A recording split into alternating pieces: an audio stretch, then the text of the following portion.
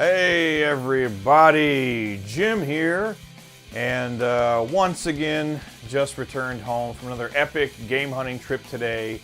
I went way far out into West Tokyo, actually to an area that I used to live in when I first moved to Japan, and I went there because there is a big heart off there that every time I go there is always fully stocked with games and consoles.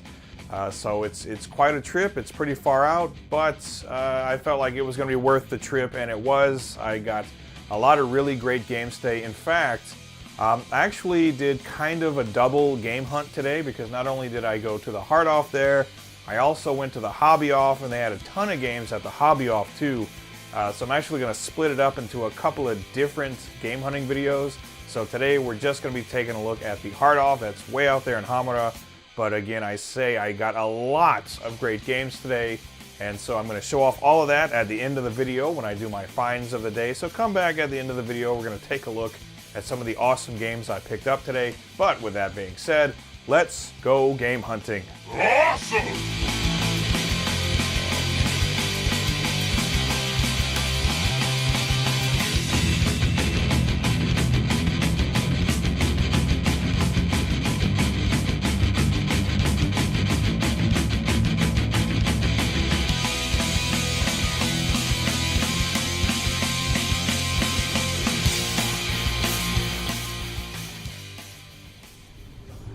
Hello everybody, Jim here, and today I'm way out in West Tokyo, about as far west as you can go. While still technically being in Tokyo, I am in the neighborhood of Hamura today, and long time viewers of the channel, you'll probably recognize this place as when I first started the channel. This is actually where I used to live. So my early videos, a lot of them were shot right here, and you're gonna recognize the Heart Off I'm going to do today because it used to be like my go-to place. Like I was there like every other weekend, but I haven't been there in like over a year at this point. So I like to make a point at least once a year to come back to Hamura to hit, you know, what used to be my my favorite Heart Off, I guess you could say, and to also like hang out like the old neighborhood, which kind of sounds weird now because it doesn't feel like it was that long ago, but it was really almost like 13 years ago that I first moved to this neighborhood. So it really is kind of like the old neighborhood at this point. So we're gonna go for a nice little walk. Should be about 15 or 20 minutes from the station, and then we'll be at my old standby Heart Off, hopefully just how I remember it, filled to the brim with games and consoles. So let's go for a nice walk on this beautiful March afternoon, and we'll get to some game hunting. So check it out, we'll be there pretty soon. That's coming up next.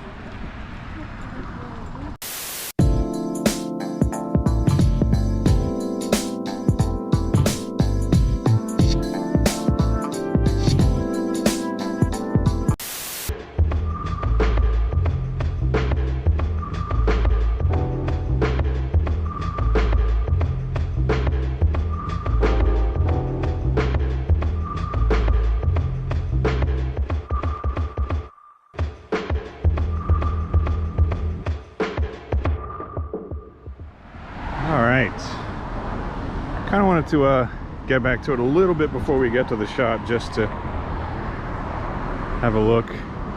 You don't see much of this in like Tokyo.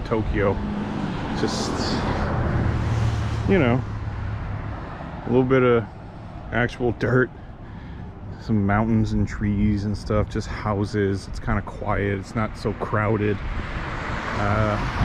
You would think you weren't in Tokyo anymore, but technically you are in Tokyo when you come out here. Tokyo Prefecture anyway.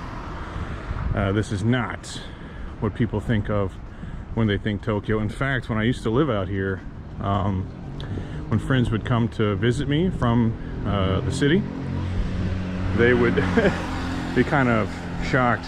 They would, you know, is this even Tokyo anymore? Like, where am I? Am I in Saitama or something? Especially because I think on like a clear day, especially if you're driving around and there's like a nice sort of like open bit of scenery, you can actually see Mount Fuji on a clear day. So that's something that's not a common sight if you're out in central Tokyo. In fact, on the train from central Tokyo, like say Shinjuku to here, it's probably about an hour and a half. It's pretty far out, but I like this area. Like I said, I lived here for like 4 years and got to know the area well. Anyway, look, we're coming up on our destination.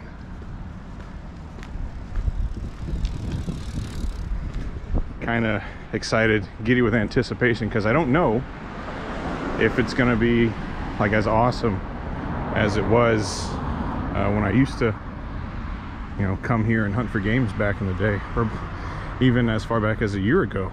I don't know if it's going to have the same amount of games as it did just a year ago, because, you know, game hunting, reselling, stuff like that, it's become quite the popular enterprise for people out here these days. Anyway, there it is, off house on the bottom, hard off on the second floor. That's where we're going. So let's do this, baby.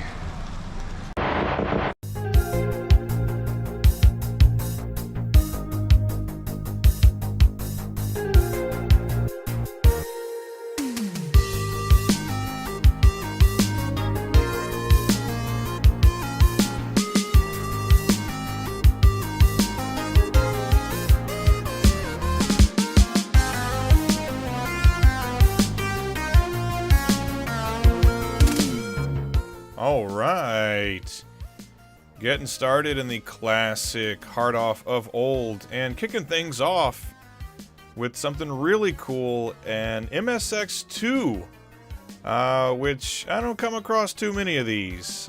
Pretty cool. I myself have never even played an MSX, but the selection of games on it is rather enticing, including some of the Konami releases, and hey, why not?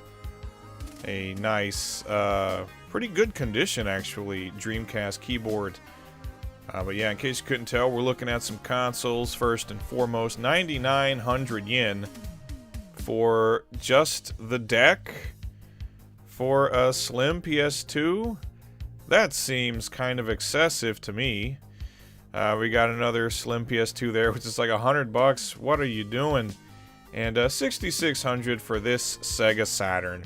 So that's like 55 bucks. That's not too bad really for a Saturn. 88 for that white one though. That's I don't know, a little higher than I'd like to see those priced. We got our Super Famicom here. It is boxed.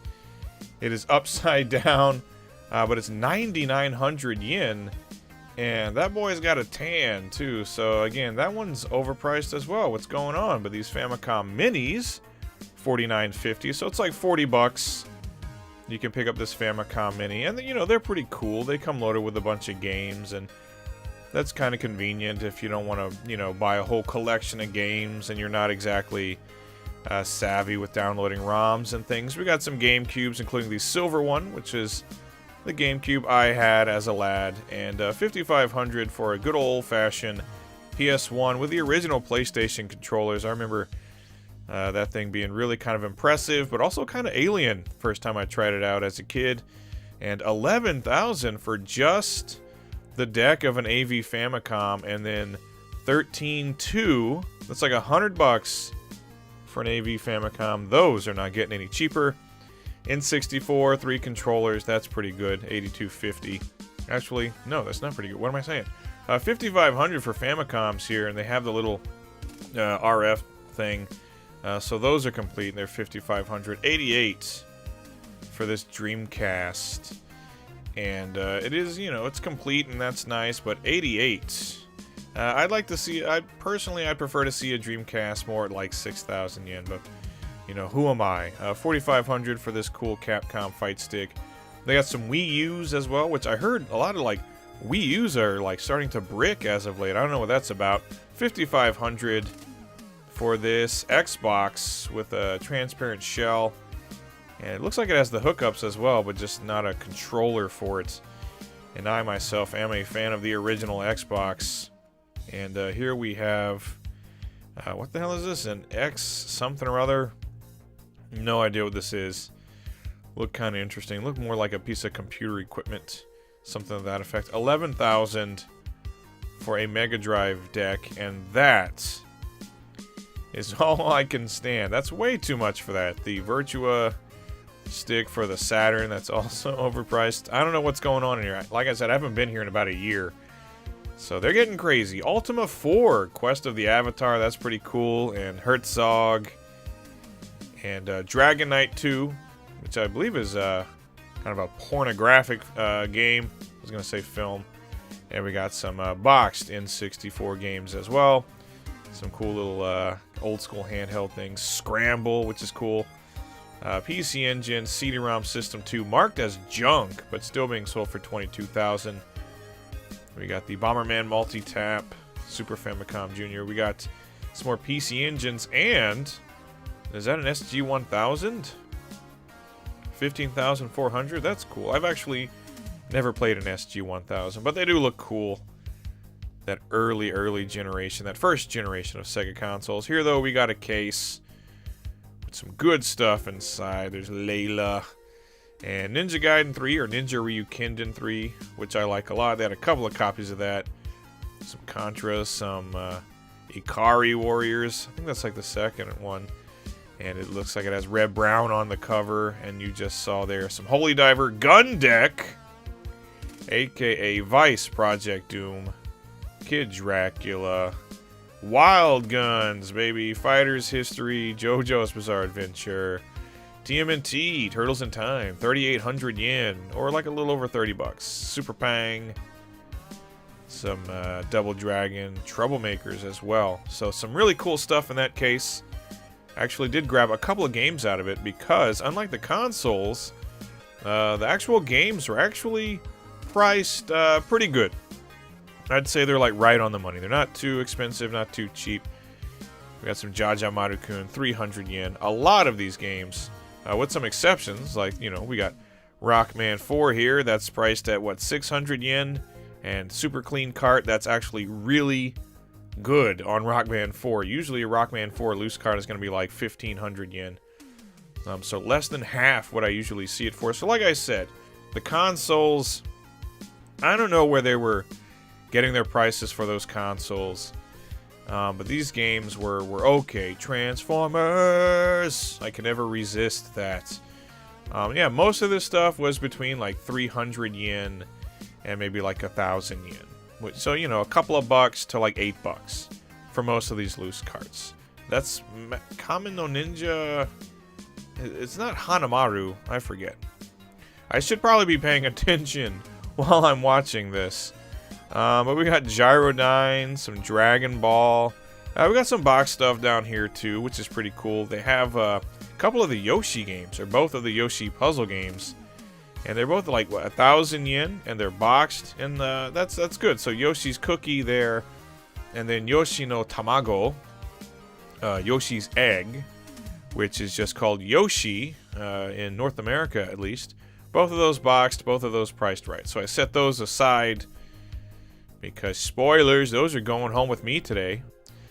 Because I'm not just here to make a YouTube video. I am here picking up lots and lots of games to send to the people who subscribe on my Patreon page. As we look at some Bomberman, some Yu Yu Hakusho, a lot of copies of Yoshi's Island. I will digress. If you didn't know, I send out games to my patrons that subscribe over there on patreon.com/KidShow. You can go check it out. We got some Ryuko no Ken, aka Art of Fighting, very good condition cartridge. We got Rockman X2, some Ranma 1/2. Another thing, surprisingly, a lot of these carts were in fantastic condition. We got World Heroes, Rockman 7, another Rockman X2, again in good condition, and Rockman X. And a lot of these, it's like, some of them The back of them is kind of discolored, but the faceplate, whatever, is actually still nice and clean looking.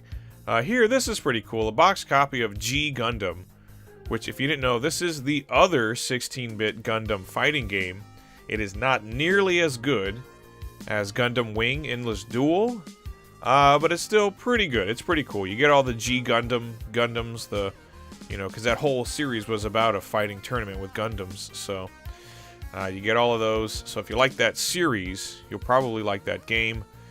We got some Super Bomberman 2. That's good stuff. Japan exclusive. And Super Nazo Puyo. Great puzzle game. And another Japan exclusive. And Dragon Ball Z Super Butoden 3. And these are all priced pretty good. Again, even though they're boxed and there's some damage to the manuals or the carts maybe, the prices were nice. So again, all of those consoles they were selling, you can just jump off a cliff with all that nonsense. Tiny Toon Adventures, but interestingly enough, I think we're going to take a look. They had a couple of copies of Tiny Toons. One about 1,000 yen, the other one 300, and I'm looking at it, and it's super clean, and there's no labeling on it, no marking to say there's any difference. So one was just way cheaper for reasons I don't understand, but I picked up the cheaper copy, as you might expect. And some All Japan Pro Wrestling. We got Stan Hansen and Dr. Death Steve Williams and Kenta Kobashi. And then this one, I think this is kind of like more of a like Pancrase or something. Astral Bout 2, I don't know. I liked wrestling when I was a kid, like when I was a teenager. Some Super Mario Karts. Again, nice. Yoshi's Island. Other various things. Ooh, and Seiken Densetsu 3 with its beautiful, beautiful box art. So I was really happy with the prices of the games in here. Both loose carts and boxed. And a little later we're going to take a look at some PlayStation and Saturn and stuff like that too. Sandora no Daiboken. Sandler's Big Adventure. That's part of the Valkyrie series. And we also got Akman. We got Gambare Goemon 3. That one's 1,200, 1,320 after tax. That's not a bad price on that. The Great Battle 3. Another fun beat 'em up with little miniature, super deformed Gundam and Ultraman and Bandai characters with a medieval setting. Super Ginjin, aka Super Monk. We got some Seiken Densetsu 2, Mario RPG, Samurai Spirits, and Snoopy. All right, and some Street Fighter. But yeah, Samurai Spirits, that went home with me because that one was like, what, a few hundred yen? That's just perfect. And a complete copy of Great Battle 3 for 2,500 yen, like 27 after tax. There's Front Mission, which is pretty cool, although I prefer Gun Hazard. I'm more of an action game guy. Dragon Quest 6, lovely, lovely, lovely. And finally, a much smaller rack of N64 games, but still they had good stuff. And the prices, again, were pretty good. We got Star Fox, we got Wave Race, Mario Tennis, Mario Kart, and as usual, I usually mention this when I find both of these games. Side by side, what's the better kart racer? For me, it's Diddy Kong Racing. I think that's just a more fun, more robust game, and it's cheaper, believe it or not. So there's some N64 stuff there, and Game Boy. I was so happy that they had some good Game Boy stuff, including Kirby's Pinball, which is great, and some Sailor Moon R. Not exactly sure what it was, assuming it's a puzzle game. We got some Kunio-kun games, we got some Yoshi, Detective Conan, Puyo, another Sailor Moon, a popular title, apparently. So that was cool, and another nifty glass case with some really nice stuff in it. Rockman 4, Quarth, Akumajo Dracula on the disc system. We got Knights of the Round, Ninja Gaiden Trilogy, some Parodius, some more Akumajo there, and then Zelda Breath of the Wild. I don't know why that game is still basically being sold for retail prices. What's going on? Starfy, DuckTales. That's pretty good. Starfy, that's cool. I usually do not come across boxed GBA games, and usually they're like in really ratty condition because it's just all cardboard, But some more cool stuff in here. We got some more Parodius. Kiki Kai Kai is great. Rockman X3. Super Street Fighter 2. The original Rockman X and X2. Super Double Dragon. I love that game. Gambari Goemon. And just more. So, really nice case there. Gun Force. I like it. I like it a lot. And I think we're going to take a look at a few more Game Boy games here. But then we are going to take a little, kind of like a little ad break. So I can get some water. Rest my, you know, this voice. It doesn't just happen like that. I need to, you know, hydrate. Keep those, keep the larynx lubed up. All that good stuff. So some GBA and all that. But yeah, just right off the bat, consoles, overpriced, loose carts, priced pretty good. Here we go.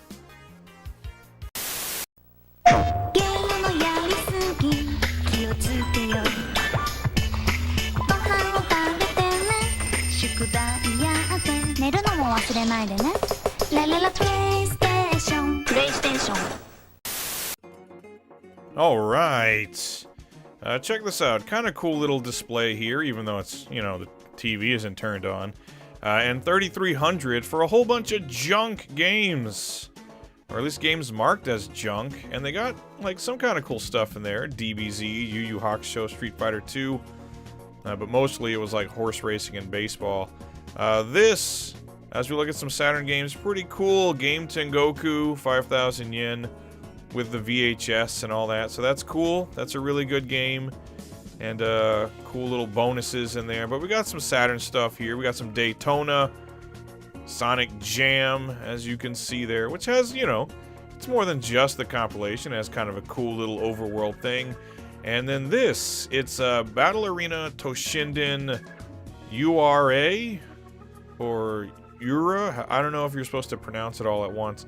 But that's cool. That was a version of Toshinden I never seen. And then there's Toshinden S. And this, I was super hyped to find for 2,000 yen. It's like 17 bucks right now. The Gradius Deluxe Pack, which is excellent. 2 great games. And if it's a shoot 'em up, you're pretty much always going to want to play it on the Saturn over anything else. Or at least over the PS1. So that was a good find. That was definitely going home with me. Some Virtua Fighter remix. This is the remix. And I'm sorry I did that. That wasn't good. And we got some other stuff here. Evangelion, a couple of Evangelion things.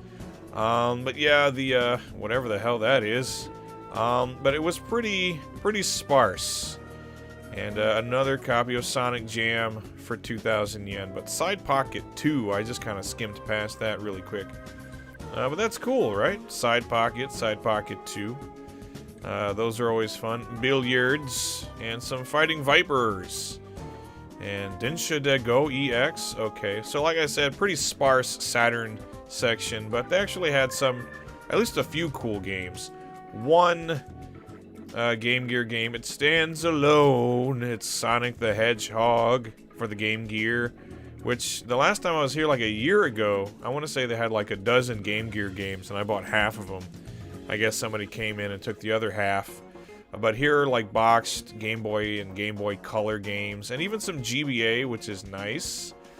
Some more common stuff, I guess. And I think I mentioned earlier, but usually when I find GBA games boxed, they're kind of crushed, because I think the tray inside, like the little insert, it's not made of plastic like it is with Famicom and Super Famicom games. It's made of cardboard, and here we have this abysmal Dreamcast section. I'm thinking somebody was in here buying up the Dreamcast games, but hey, they still have a copy of Shenmue at least for 500 yen with the Shenmue jukebox, so at least there's that. But yeah, this place has been totally cleaned out of Dreamcast, PC Engine as well, and not much Saturn left. Star Cruiser, for some kind of old PC. There's a bunch of old PC games here, including Tomb Raider 3, and Age of Mythology. I've never played a Tomb Raider game on PC. Gas Book. Now, what is Gas Book, you might be asking? That's a good question. I have no idea what the hell Gas Book is. But, you know, it's Gas Book. What do you want? And what do we got here? The unit? 4th unit series, Data West. Some more like anime PC stuff. Probably visual novel type games, point and click. So they got a bunch of PC games here. A lot of stuff I don't recognize because I'm not a PC gamer. And then an adult section. That's where things get a little bit naughty. So we're not going over there because this is, well, it's not a family channel, but it is a monetized channel and we like to keep it that way. Some Xbox 360 stuff here, and right away I was like, ka-ching, Mushihime Sama Futari for 6,000 yen, which for an individual game like isn't cheap, mind you. That's like a retail price, but those cave shooters on the 360, they can be quite expensive. So guess what came home with me today? And then we got Capcom versus SNK 2 here, and then I get to knock over some stuff, which is always fun. And so there's that. There's Guilty Gear 2, which I believe that's the one where it's like an action game, right? Like 3D action. It's not a fighting game. Why would you do that? Like, why? Skyrim on the 360. With Skyrim, one of the all-time great games. You just play it forever. I actually picked up the Switch version recently. It runs on Switch, if you can believe that. Hokuto no Ken, which this is the FMV Hokuto no Ken game, which is not as good as the 3D beat 'em up, not by a long shot, but kind of a cool concept at least. Monster Farmer 2, which we would of course call Monster Rancher, and I did enjoy those back in the day, popping in all those CDs, just going and raiding my brother or my sister's CD collection for some monsters. Waku Waku Ware, a little volleyball game that I'd never heard of. See, there's lots of stuff in the PS1 library. Did I say library? One-on-one. A little walking library. One-on-one is pretty good too. It's a one-on-one basketball game. Pretty fun. And volleyball game there. But yeah, there's lots of stuff in the PS1 library here because it's so massive. It's thousands of games. There's just lots of stuff. Hajime no Ippo. Those are usually pretty fun boxing games. And some Tobal #1. But there's usually like a bunch of stuff. Like anytime I go out on a game hunt, it's not uncommon for me to come across still to this day. Oh, a Dino Crisis with no manual. That's too bad because it had the spine card. Missed. Allow me to mystify you. Namco Arcade Classics Volume 1. Pac-Man and Galaga, and Pole Position and Rally X. I think I found Volume 3 at the Hobby Off nearby. Those are cool little collections, although I think you can just play all that stuff. I mean, you could obviously download them on like MAME or whatever you want, but I'm pretty sure you could get that stuff digitally on, like, I don't know, the Nintendo Store or something. This is pretty cool. It just says The Puzzle. I think that game is actually called Pastel Muses, and it's kind of a fun twist on kind of like a magical drop or puzzle bobble kind of formula. And they also had you saw there Puyo Puyo, I think Puyo Puyo, was it Son or 2? I don't know. Hermie Hopperhead there, which I didn't take out. I feel like I've talked about Hermie Hopperhead enough. That's a fun game if you've never heard of it or played it. Another good Japan exclusive as we continue to hunt. We hunt, but aside from a handful of things, I wasn't finding too much in the PS1 section. Mina no Golf, those are always fun. Or the Masters. Probably the opposite of Hot Shots Golf, right? I assume if you're going to play a game that's like the Masters, it's probably like super golfy, like just a regular golf game. This, Kid Station, something or other. Some Sailor Moon thing. I have no idea what the hell that is. Rocky Hopper, Rockman X3. A bunch of copies of RPG Maker. So, yeah, there you go. Have some fun with RPG Maker, which I never actually played back in the day. But I did play, what was that one? That game was like Fighter Maker or something? Colony Wars. That takes me back. I remember first playing a demo, like the original PlayStation came with some demos, and I think it had Colony Wars on it, and maybe want to play the game, and I eventually did and enjoyed it. It's kind of a totally different kind of game for me back then when I was like 11 years old. Street Fighter 0 and 02 with their excellent covers, I might add. I think what the US cover for the original Street Fighter Alpha kind of sucked. Soul Edge, aka Soul Blade, also a classic.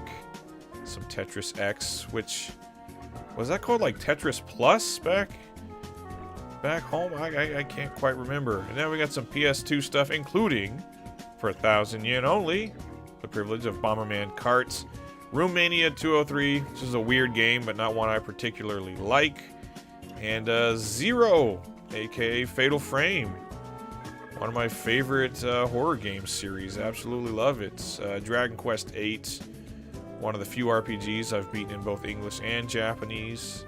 One of my favorite RPGs ever. This I thought was cool. Phantom of Inferno on the PS2. Actually, this got a release in the US, kind of, but it was released as like an interactive DVD. It wasn't released for the PlayStation 2. It was released as a DVD, and I actually owned a copy. And you played it with your DVD remote, because it was like a visual novel type game. And some more pachinko for you. So there you go. Got point and clicks, we got pachinko, we got Bleach Blade Battlers. B to the third power. Which, you know, some of those Bleach games, they were okay, I suppose. Some Biohazard Code Veronica, some more pachinko, but this time it's personal. No, it's Kamen Rider, and some Puyo Puyo Fever 2. Because, you know, Puyo Puyo, it comes in many forms, sometimes feverish, but always fun. And continuing on with some more PS2 stuff, Gantz, and then this, a pretty cool game if you've never tried it, Macross. It's a kind of like air combat game, but also, you know, it's Macross. You can turn into your mech suit and run around on the ground and shoot things, and there's space battles and all kinds of stuff. So it's pretty fun. Shinobi for 500 yen. The PS2 Shinobi game is pretty cool. That, and there was like a sequel, right, called Kunoichi or something like that, but it's pretty cool. I do like that Shinobi, even though it doesn't really feel like, you know, Shinobi. That's fun to say 2 times fast. Shinobi. Try saying it 3 times fast though. Shinobi. Yeah, it's a big departure from, you know, like Return of Shinobi or Shinobi 3 or something like that. And then a quick peek at some of this stuff. We got some PS4 and Vita, all kinds of stuff like that. Earth Defense Force, Persona. Lots and lots of stuff. Some Hyperdimension Neptunia, Persona this, Persona that, Persona you, Persona me, Persona everything. Including Persona 5 Scramble, great game. And some Ys, and some Biohazard, and all the goods. Anyway, I'm going to put the camera away at this point because I needed to buy some games, but let's get back to my humble little apartment for my finds of the day. Here we go. Okay, there you go, everybody. Did I or did I not say that hard off was going to be loaded with retro games? In fact, though, it wasn't quite as robust as it has been in past years. I get the feeling other game hunters have paid them a visit recently. In particular, Saturn, Dreamcast, PC Engine, that kind of stuff. You know, the kind of stuff that's really big with collectors. They didn't have quite as much of that, but still thousands of games to choose from. Still had plenty of Famicom, Super Famicom, Game Boy, PS1, PS2, all that stuff, and some more modern stuff too, PS4, Vita, all that. So there were quite a lot of games in there, and I picked up a bunch. In fact, I think I mentioned earlier in the video that I did a double game hunt today. I actually went to the Hobby Off, not far from that Hard Off, and I don't know if I've already posted the video or if I'm going to post it in the future. As of shooting this, I don't exactly have the schedule figured out yet, but I did like a double game hunt today. At the end of the day, I picked up 90 games in total between both of those stores, and we spent a grand total today of 88,340 yen, which, when you consider 90 games for that price, I'd say that's pretty okay considering I picked up actually a lot of really good stuff today. Stuff on Famicom, Super Famicom, picked up some Saturn games, some PlayStation, N64. A lot of really good like platformers and shoot 'em ups, beat 'em ups, all kinds of great stuff. So I'd say for that price, for 90 games, not too bad. And here comes the fun part. We got the finds of the day right here. Like I said, I picked up 90 games today. So that's quite a lot of games, but out of them I chose these 4 games as the ones I was most excited to come across, and I'm going to be looking forward to actually playing these, play testing them if you will, before I send them out in the mail. And these are some games that I know when somebody opens up that box, that patented Jim's game package, they're going to see these games and they are going to get a huge retro gaming boner. Except, you know, 360 isn't really retro. But anyway, let's get right into these games. First up, I have 2 Famicom games here. They are awesome. Had to go in the case to get them, but I didn't care because prices on these were still pretty well under what I normally see them for at, you know, like a proper game store like a Surugaya or a Trader or something like that. But first up, awesome game. This is Gun Deck. And if you've never heard of Gun Deck, it did get a North American release, at least on the NES. And the game is called Vice Project Doom, if I'm not mistaken. This, for the most part, is a really good action platformer that has a very kind of futurist cyberpunk, obviously very inspired by things like Blade Runner, stuff like that. Especially in the character designs, but this game is really cool. So as a platformer, it's good.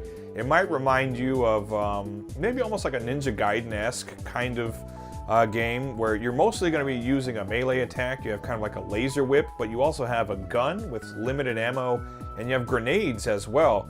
And just in general, it's a really good platformer, nice graphics, nice sound design as well. This is like a later Famicom/NES release, probably like early 90s, probably around that same time that stuff like, I don't know, like Shatterhand and cool games like that were coming out. Hidden gems, if you will, stuff that flew under the radar because they were competing with the SNES and the Sega Genesis. But in addition to being a really cool platformer, there are also shooting stages where you're in your car and there are other like vehicles on the road, and it's like a top-down shoot 'em up. Those are really cool, and there are also shooting gallery stages as well, where you have your crosshair on the screen and you're blowing away bad guys and you're blowing up objects to pick up power-ups and things like that.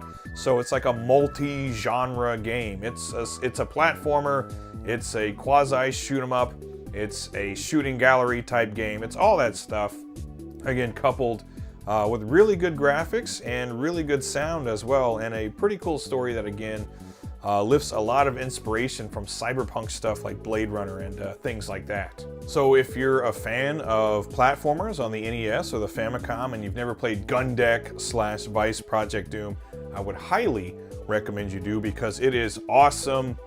It is, again, Gun Deck. And it says here, katakana, cyberpunk violence Gun Deck. Yeah, even though the game isn't really all that violent, or not violent at all, really. Pretty standard affair when it comes to, you know, you kill the enemies and they sort of disappear. Next up, another Famicom game, another great game, Japan exclusive, in fact. This is Gradius 2. And no secret, I'm a big Gradius fan, and the first Gradius on the NES. Fantastic game. Gradius 2, better in every way. Much better visuals, much better sound. The gameplay is outstanding. It's pretty brutal. Like, Gradius 2 is really difficult. Maybe not as difficult as Gradius 3, the arcade game, because like Gradius 3 on the SNES, pretty easy actually. Like on just the normal difficulty setting, I've managed to get through the entire game without dying. Gradius 2 though, I've never been able to do that. Not on the Famicom, not on the PC Engine or the Saturn or whatever the case may be. For whatever reason, I just have more trouble with Gradius 2, but that's fine because it's a great game. It's Gradius, so you know what the gameplay is. You pick up your power-ups, you get shields and options and lasers and all kinds of stuff, and then you just destroy everything. And it's fun, and it's challenging, and the graphics and sound are awesome. It's Konami at their best, and it is a shame that we did not get this on the NES in North America. We got Gradius, and we got Life Force. Those games are both classic, but Gradius 2, it would have been nice. But hey, who the hell cares? Because now, fast forward, you know, some like 30 years later, and we can just go ahead and pick it up on the Famicom or whatever else we want to pick it up on and enjoy it. It's an amazing game, and I'm always happy to have it in the rotation here at the old game room. It is Gradius 2. Is there like a subtitle? No, just Gradius 2. I always feel like there's something or other Gopher or whatever. I don't even remember where that comes from. And speaking of Gradius, Gradius 2 on the Sega Saturn, and these are like really great arcade conversions. If the Famicom version is great, the Sega Saturn version, to the moon. But this is the Gradius Deluxe Pack. And what is the Gradius Deluxe Pack? This contains arcade conversions of both the original Gradius and Gradius 2. So that's awesome, obviously. Two amazing games. I just said I like Gradius 2 more than the original Gradius, and that's true, but I can play either one of them any day of the week, especially if it's a really good conversion, as this is. Like I said, I've played both of these games on the Famicom, on the PC Engine. I've played them in arcades. I play them on whatever I can, and the Sega Saturn version is awesome. Saturn itself is just great for shoot 'em ups, and Konami put a lot of cool stuff on the Saturn. Maybe not quite as much as they put on the PlayStation, but there are some great Konami games on the Saturn. This, just one of the several deluxe packs that Konami put out on the Saturn and the PS1, I think.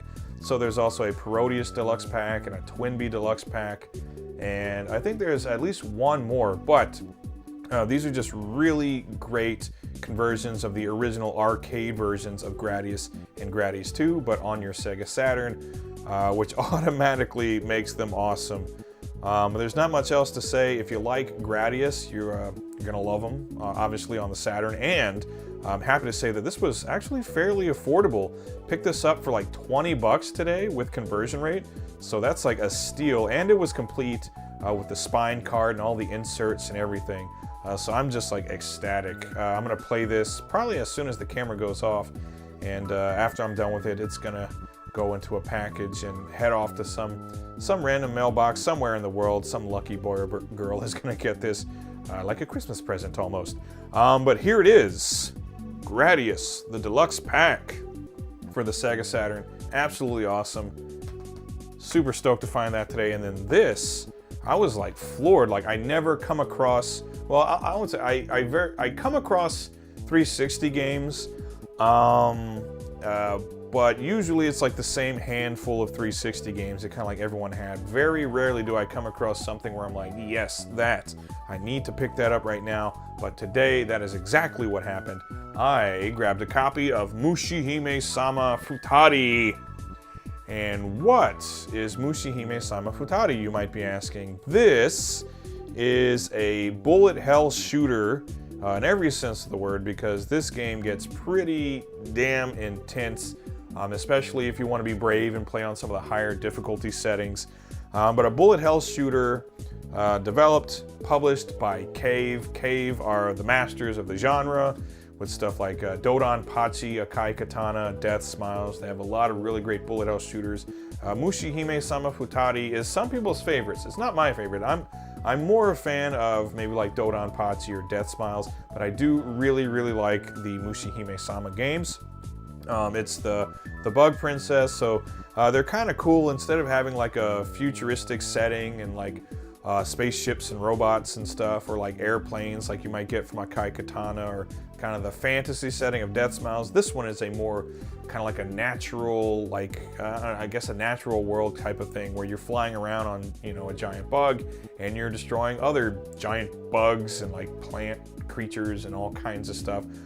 It's a little odd, kind of a strange setting for a bullet hell shooter, all things considered, but the graphics are fantastic. The sound design is amazing, and the gameplay is just top-notch. Again, like, it's Cave. It's as good as bullet hell shooters can be. It's constant, non-stop action, tons of bullets everywhere, enemies to blow up.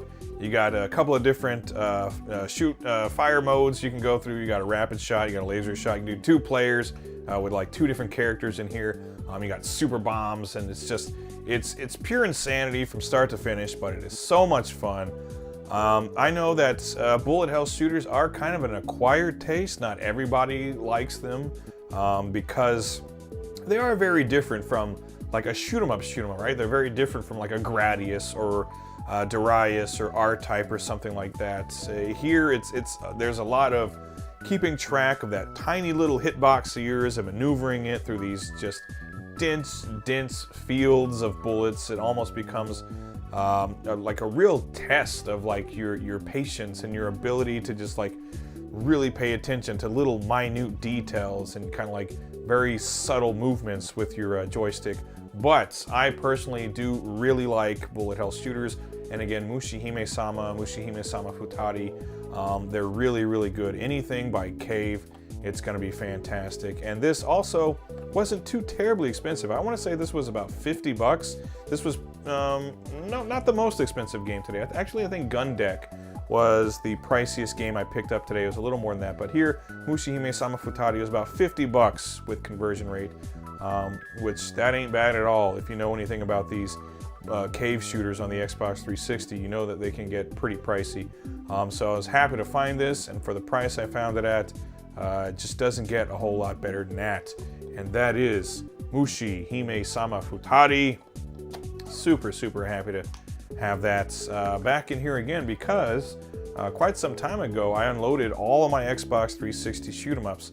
So just having one back here with me so I can play it and have some fun with it again is great. It's nice that a bunch of those older Cave shooters, they've been getting re-released on modern consoles, the PS4 and the Switch. Just recently I picked up Akai Katana, and there's the Death Smiles collection, there's S-Braid, and even I think M2, they're working on a port of Dodonpachi Daiojo, which is going to be fantastic. But those games are also really good on the Xbox 360. Anyway, that's it. Those are my finds of the day. Like I said, picked up 90 games today. A lot of good stuff, but out of everything, these 4, those are the ones that sparked the most joy in me, I guess you could say. So that's it, everyone. I hope you enjoyed the video going on a nice game hunt with me today, way out to Hamura and West Tokyo. I had a good time today. It's always nice to go out there, your old stomping grounds, so to speak, a little shot of nostalgia.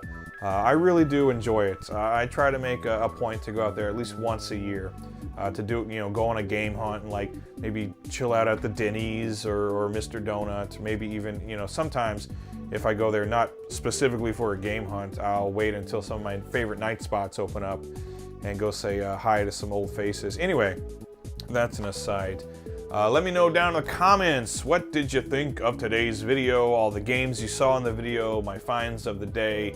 And go ahead, as usual, put down in the comments what are some games that are on your wish list, retro or otherwise. I like to know what people are playing or what people want to play. It's interesting. I like going down there, reading all the comments, and doing my best to respond to as many as possible.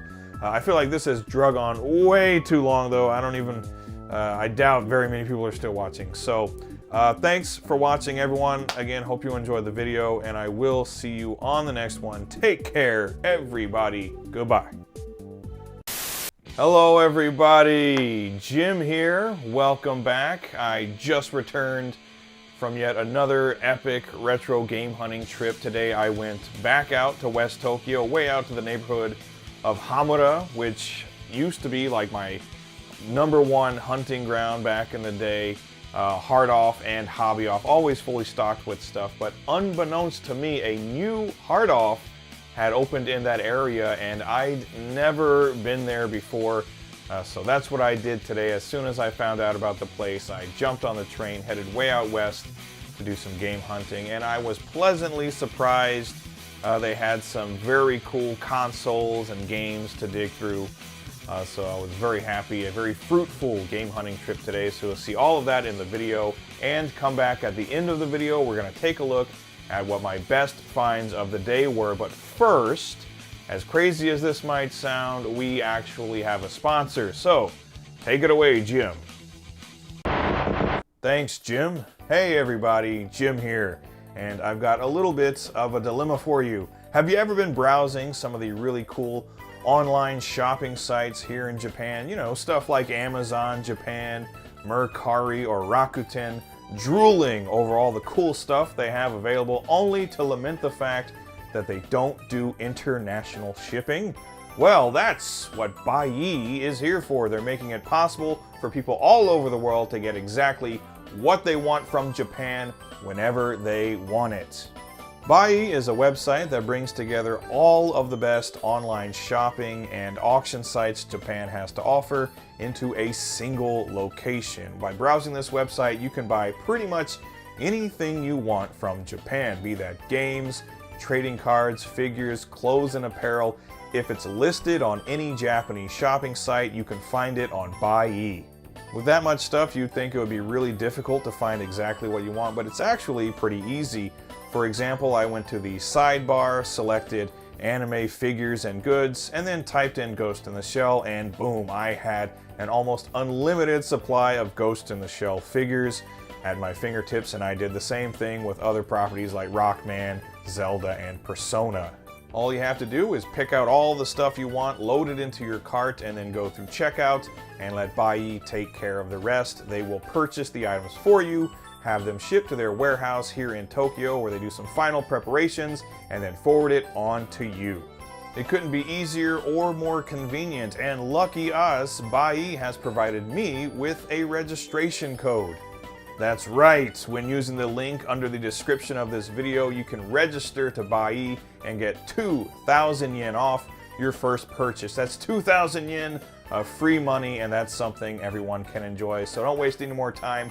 Register to Buyee and then start buying up all of the stuff from Japan you've ever wanted. It's pretty damn cool. And with that being said, back to the show. Ready, go!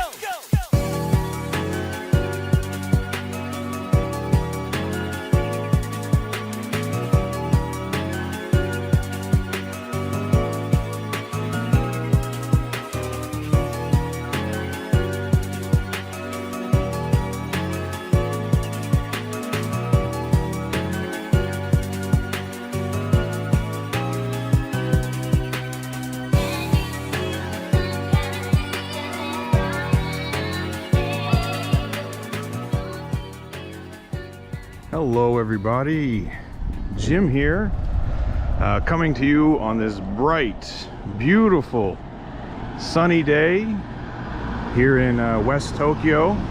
Today I'm actually back in the neighborhood of Hamura. You might remember last time I was here was like last month, and I was going to a hard off that I used to go to all the time, kind of like my old standby hard off. And it was pretty great. Found a lot of games, had a good time, successful game hunt. But unbeknownst to me, in recent years, a whole new hard off has opened up not too far from where the other one was, actually. It's about 1 kilometer from the station. And it's, as far as I know, brand new. I've never been there before, but I checked Google Maps. It looks good. Looks like it should be a nice, fully stocked hard off. So that's what we're doing today. We're out in Hamura, West Tokyo. We're about to take a nice leisurely stroll to this hard off. Again, 1 kilometer, so not far at all. And then when we get there, we're going to be digging through a big pile of retro games and consoles, and it's going to be awesome. And that's what's coming up next.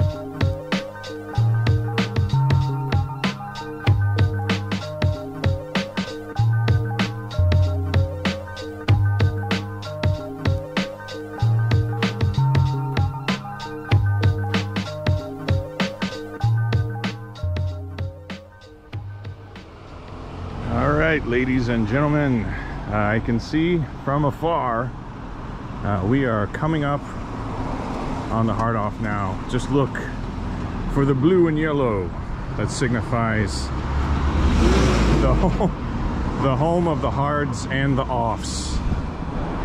It'll never, I think it'll never not be funny. Hard off. Kind of an unfortunate naming, but a funny one. And whatever, it's a little scenery here. Dirt patch. We don't get a lot of dirt patches out in Tokyo where I'm from. So alright. It's like a nice sort of warehouse version of a hard off. Again, my first time coming to this one. Reused though. So what do we got? We've got visual, we've got cameras, we've got car goods, computers, audio, music, etc, etc. Huh, I sure hope there are video games. This might be a waste of time, although maybe I could use some new power tools. I don't know what I'd use them for, but hey, why the hell not? So hard off, and a black and yellow version, Pro and DIY. Whatever the hell that means. Well, let's find out if they got what we're looking for. Oh, yes, up there. It says game. Right on the very corner. Cool. All right. Let's get in here. Get us some games. Here we go. And a lawnmower. And a wheelbarrow. And a cement mixer. We're gonna get retro games and cement mixers. It's gonna be awesome.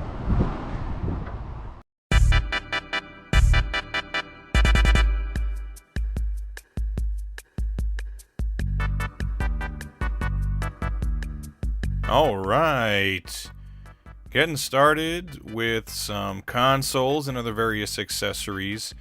Here they had some pretty cool stuff. For whatever reason, there was a Sonic Gems collection just sort of chilling there by itself.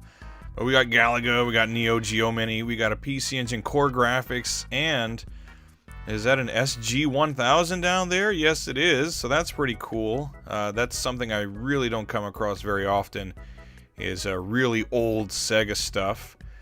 Here we got some PS2 Slims, 8800, 17,600 for this one. That thing better be signed by someone really famous, like the Pope or something. Super Famicom Minis, 7700 and 66 for that one, and some AV Famicoms. This one is complete, and it's 11,000 yen, so that's like $90. That's not cheap at all. And then 17,600 for a boxed one. And I'll say this, at least the stuff in here was in really good condition. As we're gonna look around, we're gonna see there's not as much stuff as like a giant hard off like Hachioji or something like that.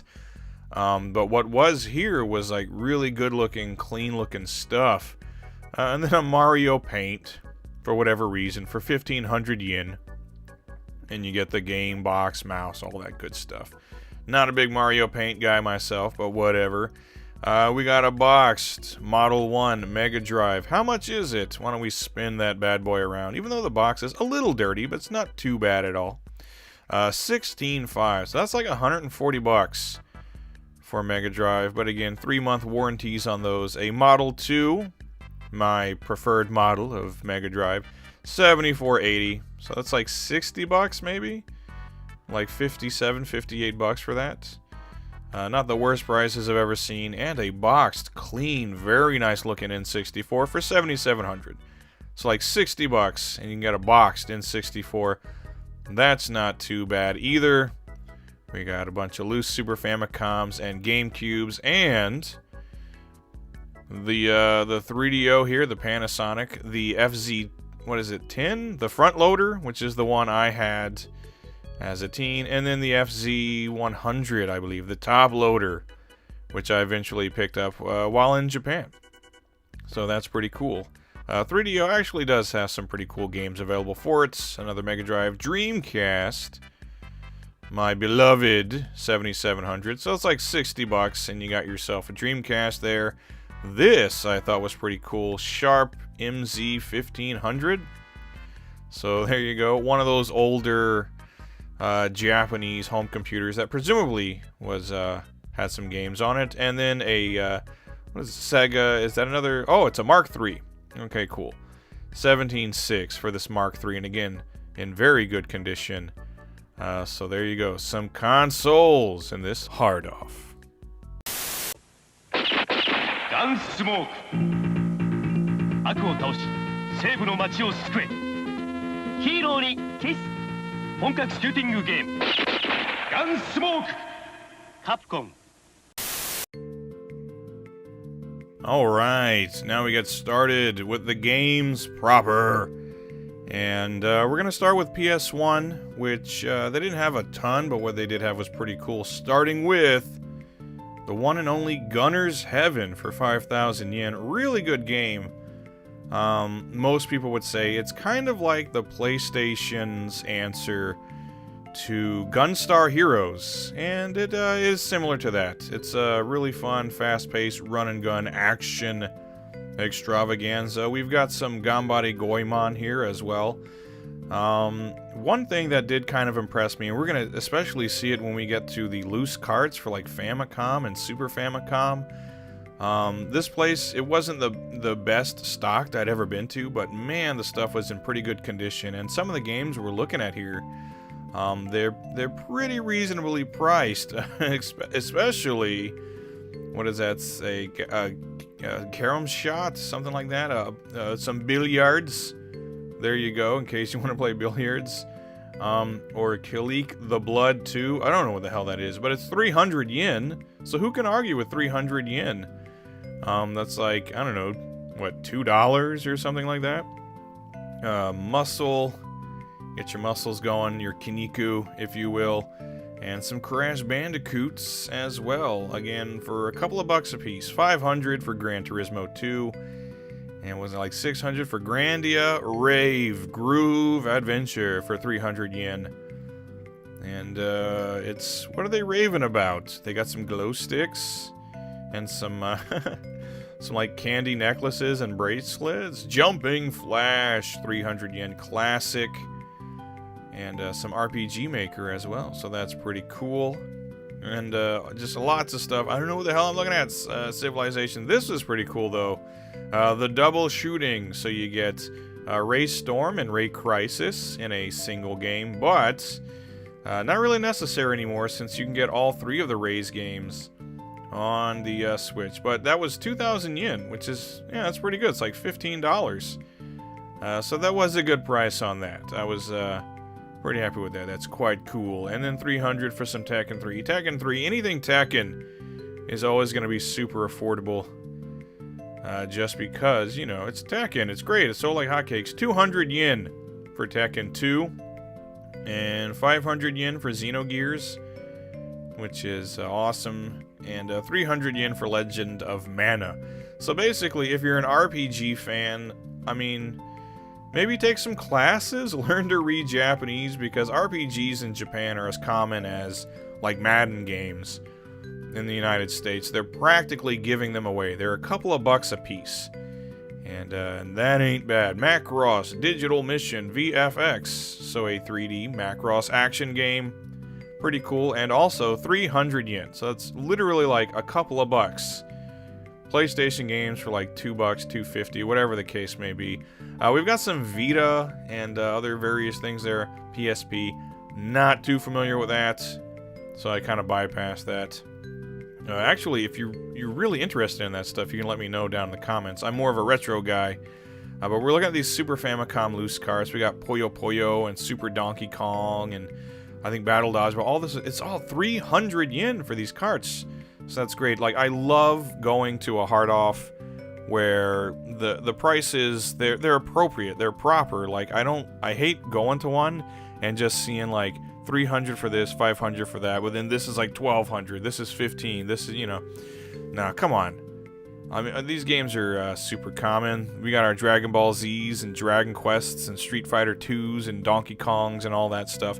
Give it to us for 300 yen, 500 yen here and there. Or 800 yen for Muscle Bomber, which is acceptable because that is a more expensive Capcom game these days. And 1,500 for Ys 4. Again, a less common Super Famicom game, so I can let it slide. But then we got Nazo Puyo 500. We got some Mickey Mouse. And Tetris Battle Gaiden for 1,000 yen. Star Ocean. Some Yoshi's Cookie. All kinds of good stuff. So yeah, I had myself a hell of a time. I had myself a hell of a time digging through these games. I don't know what the hell. And box games as well. Dragon Quest, Super Donkey Kong Final Fight for 2,500 yen, but it is boxed. It is complete. The box is not perfect, as one might imagine. This game is something like, what, 34, 35 years old? So, you know, got a little wear and tear. The original Fatal Fury, the Battle of Destiny, it's like 1,500 yen, so like 12 bucks. And when a game is boxed and it's complete, can you really argue with like 12 bucks? And the original ActRaiser, great game, 2,000 yen. It says there's a little damage to the box and whatnot, but that's okay. 2,000 yen. That's a good deal. Fatal Fury Special, boxed, complete, and only 800 yen. And that's a fantastic deal. A complete copy of Fatal Fury Special, 800 yen. Yes, please. And we got some Yoshi's Island again. A bunch of these boxes were in pretty good condition too. The loose cards were really clean. And then these box games were pretty sharp. 1,000 yen for one of the Sailor Moon puzzle games. I kind of get mixed up because there's like 3 or 4 of the puzzle games, 2 beat-em-ups, and a fighting game. So Sailor Moon was just all over that Super Famicom. 500 for Super Mario Kart, so that ain't bad. And 500 as well for Super Puyo Puyo and Puyo Puyo 2 complete and in good condition. And it's only 1,000 yen, about $7.50. And apparently there's some military operations going on right now because there's an extremely annoying helicopter outside my window. Can't you wait until after I've made my YouTube videos before you start doing your damn helicopter flyovers? How inconsiderate. Star Fox 64, 800 yen, boxed, complete. And again, in pretty sharp condition. Star Wars Episode 1 Racer, everybody's favorite, obviously. 500 yen. Oh, Jake Lloyd, everything turned out just great for you. What a happy ending to a happy life. 500 yen for Dragon Ball, and that's good. And then again, these loose Famicom carts, most of them you're gonna see. The coloration on them is still really good. They were pretty clean, and again, pretty cheap stuff too. 300 yen for Yoshi, 300 yen for these Dragon Ball games. All real good. Real good. Yeah, super good. That's a good deal there, yeah. Xevious, and some pro wrestling there, some Tecmo Pro Wrestling, so you know it's good. As well as some Goonies, some Hokuto no Ken, the original, mind you, not the one that later came out on the NES. 800 yen for Mario USA, and just look at that card, look at the condition, look at it, check it out. Oh, it's really nice, super clean. It's really clean, bro. And these Rockman games, again, really impressed. 1,500 for Rockman 3, pretty good deal. Rockman 5, my favorite, 1,000 yen. And again, the cart is super clean. And I like the Rockman 5 cart anyway. It's like an aquamarine color. Not a lot of Famicom carts with that coloration. In fact, I think that's the only one I can think of. 2,000 yen, complete copy of Super Mario Bros. 3. Which you could argue, who needs that? You can play that on anything now. But that is pretty cool. It's a collector's piece, if nothing else. Get your Mario 3 on. I mean, it is one of the best games ever made, in my personal opinion. Or at least one of the best, like, 8-bit games. Some Golgo 13. Box is really ratty, actually. But 1,500 on that. It's kind of, like, ripped up a little bit. That is a cool game, though. I do like that, you know, a game where you can, like, snipe someone and sleep with a... I don't know what she was, but anyway, Dragon Ninja with a sweet Dragon Ninja sticker on it, aka Bad Dudes. So what's a better title, Dragon Ninja or Bad Dudes? You tell me. But there's Star Soldier, there's some Makaimura, aka, what is it, Ghosts and Goblins? Can't argue with that. We got some N64 stuff here, loose games, along with the box games, and there's even some Game Boy. GBA, stuff like that. So that's pretty cool. Some of the N64 Goemon games, those are nice. 500 yen for Diddy Kong Racing, the superior N64 kart racer. We've got some Bomberman, we've got some DK64, we've got Puzzle Bobble 64 for 1,000 yen. That's nice. That's another one I don't come across too much. And 1,000 yen, about $7.50 right now. That's a really good deal on that. And then Snowbo Kids for 1,000 yen. That's really good. I usually, if I do come across a loose card of Snowbo Kids, it's usually closer to 2,000 yen. So that was nice to find that. We've got this case down here, though, with some really sweet stuff in it. Including, what, Super Chinese? X-Men Mutant Apocalypse, one of my favorite SNES games. Gundam Wing Endless Duel. And then we got some Joe and Mac in there. We've got some Go-Go Akuman, Mickey 3. We got Rockman 2, complete and in great condition, but it's 30,800 yen. Oh my god. Everything I said about all the, the games on the shelf being priced pretty well, it kind of went out the window with that game. But everything else in that case actually was priced pretty well. Gundam and X-Men and all that stuff. Some loose Hue card here. Some Game Boy games. Game Boy Color. We're about to come to, in like just a minute, we're going to come to the Saturn, Dreamcast, PC Engine stuff. And that's where we're going to start to see things really cool off. It's getting harder and harder to find that stuff these days. But you can see these Game Boy games. Good stuff. There's like Puyo Puyo, Mario, Kirby, all that good stuff. It's like 300 yen. Again, they're like a couple of bucks a piece. Kind of hard to argue with that. And we've got some Famicom disc. That's pretty cool. We got some baseball, some soccer. Not too terribly exciting, although there is ice hockey. Complete copies of Mario 2, Mario Golf. And this, I thought, was especially cool for 1,800 yen. Doki Doki Panic, a.k.a. The game that would eventually become Super Mario Bros. 2. So that's pretty cool. I don't come across that so much. It's more common to come across Mario USA, aka Mario 2. This kind of cool. We got like Adventure Cobra on the PC. We got some other stuff. But as I say, we're looking at the Dreamcast and everything. They did not really have very much. But this is really cool. 1,200 yen. And we've got ourselves some Puyo Puyon. And I like that a lot. And what else we got here? Not too terribly much. The Dreamcast is pretty sparse. We got some good stuff on the Saturn, though. Some Street Fighter 02. Please, Jim, try not to knock some stuff over. But that's pretty good. Great game. Great port of that game. It's 1,000 yen. Kind of hard to argue with that. Again, like $7.50. That's pretty good. That's a good deal. But down here, some of these Mega Drive games, I was especially happy to find Shura no Mon, aka Shura's Gate. Sort of a weird little quasi-fighting strategy game, but pretty cool. If nothing else, kind of graphically impressive. And Puyo Puyo, complete, in really good shape, for 500 yen. That's like, what, like $3.50 for a complete Puyo Puyo? Yes, please. Got some AES here. Fatal Fury Special. These are 6,000 yen, though. Which is to be expected still. You know, they're AES games. They shouldn't be that cheap. 4,000 for Samurai Spirits, though. Pretty good. I'm not going to complain about that. And then a couple other things here for the Saturn. Puzzle Bobble 2X. Great game. And, yeah, not much on the Saturn. But what they did have... Well, I say that. They had, like, 2 good games, and the rest was kind of, you know... stuff I, wasn't very excited to see.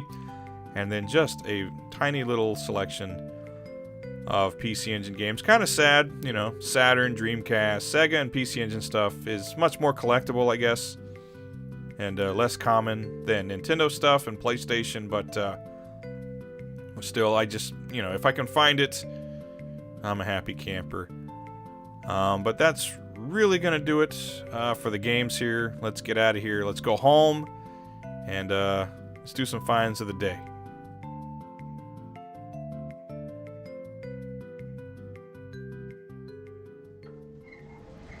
All right. Hey, that was not bad. They had more than cement mixers after all. So they had quite a few games to choose from, and picked up quite a lot. Actually filled up my backpack and had enough left over for a little small bag on the side. So pretty cool. They didn't have much in the way of like Sega Saturn, PC Engine, Dreamcast. That's kind of typical at hard-offs these days. But they had plenty of Super Famicom, Famicom N64. The carts were super clean.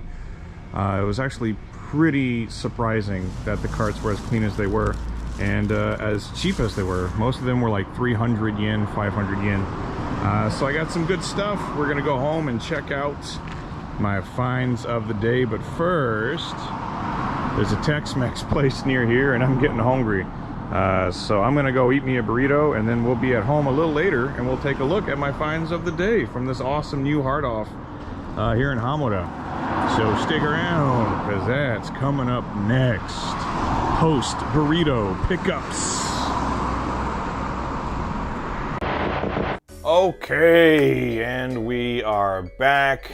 Just got home from an awesome game hunting trip. As you saw, they had some games, consoles, plenty of stuff to choose from. Prices not bad either. And it was a beautiful, beautiful, warm, sunny day today. And it was just pretty cool going back to Hamura, which I had just went back last month. I try to make it a point to get out there at least once a year. And to find that there was another hard-off there that I hadn't been to yet, that was just a really cool revelation. So now, on my annual trips to Hamura, I'll not only be going to a hobby-off and one hard-off, I'll be going to a hobby-off and 2 hard-offs. Honestly, I should probably start giving tours of the area with as much time as I like to spend around there. These last handful of videos, it's been all West Tokyo. It's been Hamura and Tachikawa and Hachioji and Haijima. All of those places are out kind of in the same general area. So yeah, maybe something in the future I can start giving people like retro game hunting tours of West Tokyo or whatever. That would be cool. Anyway, we got a whole bunch of games today. I think I picked up about 50 games and spent in the neighborhood of about like 45,000 yen, which for 50 games, that's not bad at all, considering most of them were really cheap. I picked up a lot of loose carts today. A lot of it was like 300 yen, 500 yen. I picked up some PlayStation games as well.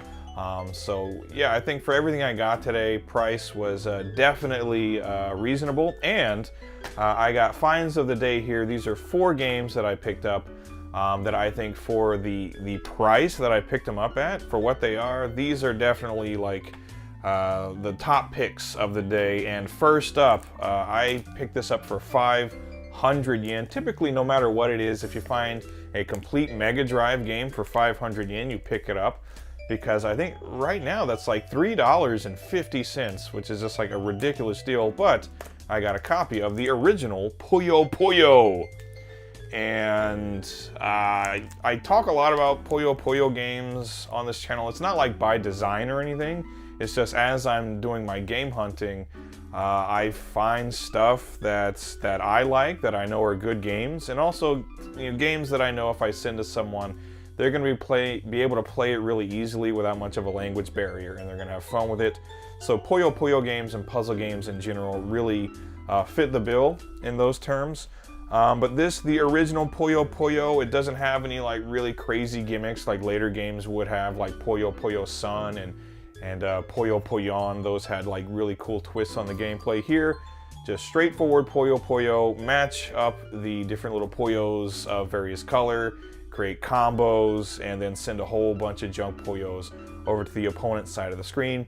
It's a lot of fun, super addictive, very simple, easy to pick up and play. Nice visuals, great sound design as well. In fact, this is the game that was converted into Dr. Robotnik's Mean Bean Machine, excuse me. When's the last time I said Dr. Robotnik? Robotnik! Robotnik, he's a cousin of Robotnik. But this was turned into Mean Bean Machine. But whatever the case may be, super fun game, again with great visuals, great sound design by Compile, so you know it's gonna be good.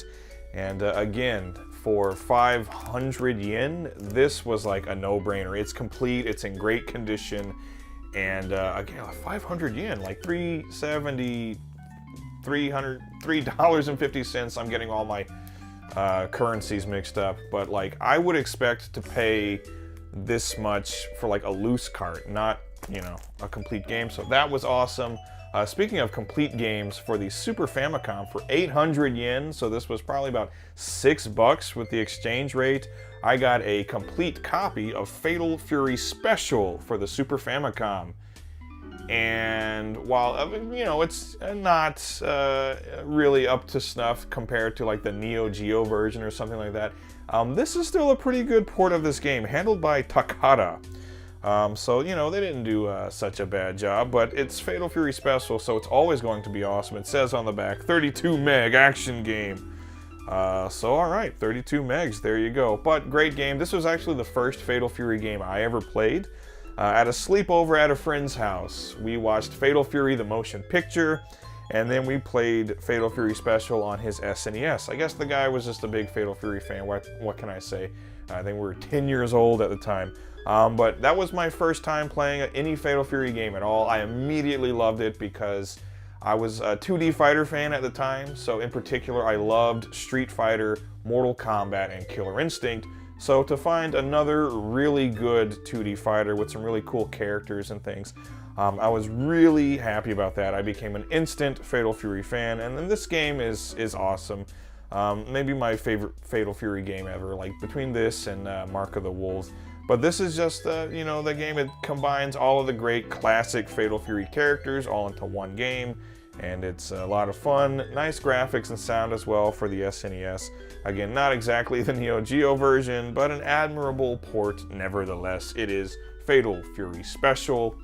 And again, for 800 yen for a complete copy, that's in pretty good shape. Not bad at all, I won't complain about that. Speaking of Super Famicom games, I actually had to go into the case to get this one, but I was really happy to do it because a lot cheaper than I usually find it for. They actually took the price sticker off of it on checkout, but I think it was in the neighborhood of like 18 bucks, 17 or 18 bucks, which is like kind of a steal for this game. It's Gundam Wing Endless Duel. This by Natsume, and if you've never played it, it is a one-on-one fighting game featuring all of the mechs from Gundam Wing, and that alone should make it pretty enticing for SNES fans and Super Famicom fans. But on top of that, it is a really competently made fighting game. It's really good. Natsume was a great developer back in the day. I think aside from this, another notable fighting game they made back then was, I think it was like Power Rangers the Fighting Edition, or Power Rangers the movie, or something like that. But they made some pretty cool Power Rangers games back in the day too, and this is kind of similar to that. Instead of fighting with Zords, you're fighting with Gundams. But a great game, again, pretty damn good playing 2D fighter. In fact, one of the better 2D fighters on the Super Famicom and SNES. And the graphics, like no kidding, these are some of the best visuals on the console.